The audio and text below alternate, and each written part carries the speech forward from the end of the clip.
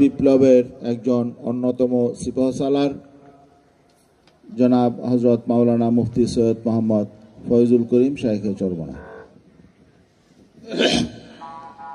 নাহমাদুল্লাহি আলা রাসূলিল কারীম। সময় একেবারেই নেব না।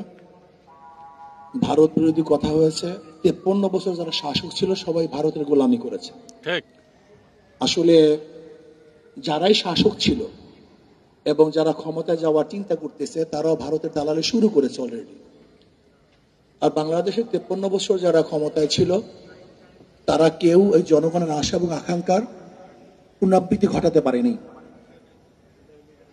আমি আজকে গোল টেবিল বৈঠক থেকে শুধু একটা প্রস্তাব দিতে চাই যে শিক্ষার মধ্যে এমন কোনো জায়গা নাই যেখানে ধ্বংস করা হয়নি।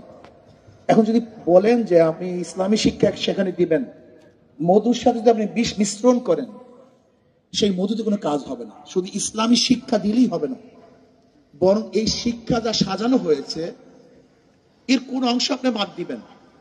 কয়লার কোন অংশ আপনি কালো, যদি প্রশ্ন করেন যে তেঁতুলের কোন অংশ চুকা, মিষ্টির কোন অংশ মিষ্টি, এই প্রশ্নের জবাব এবং সমাংশ এই বিগত দিনের যে শিক্ষা কারিকুলাম সাজানো হয়েছে এর প্রত্যেকটা বই বাদ দিতে হবে, নতুন ভাবে বই সাজাতে হবে, নয়তো আন্দোলন ব্যর্থ হবে।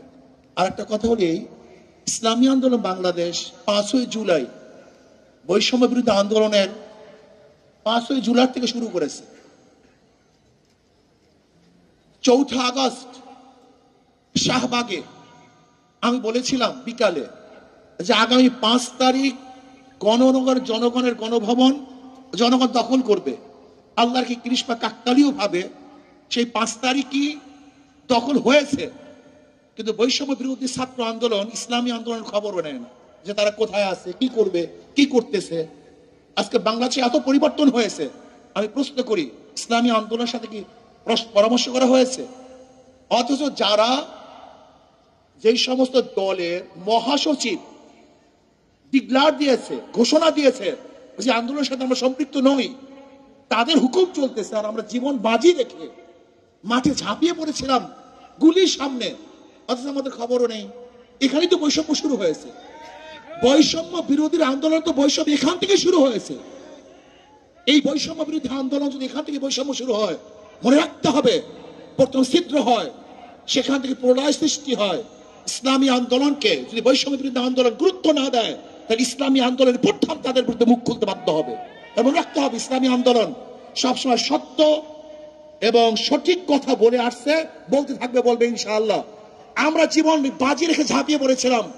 ইসলামী আন্দোলন বাংলাদেশ দলীয় ভাবে এককভাবে বাংলাদেশের অন্য কোনো দল ব্যানার নিয়ে এবং আমাদের পর্যায়ে কোনো লিডার এই বৈষম্য বিরোধী আন্দোলন অংশগ্রহণ করে নাই।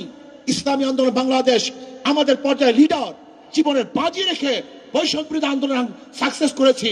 অথচ দেখা যায় ইসলামী আন্দোলন বাংলাদেশের খবরই নেয় না, এরা আসি কি তা জানাও যায় না।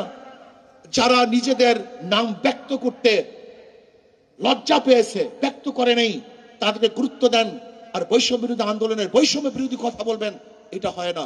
আসেন শিক্ষা সংস্কৃতি করি, এদেশকে সংস্কৃতি আল্লাহ আমাদের সবাইকে কবুল করে নেন।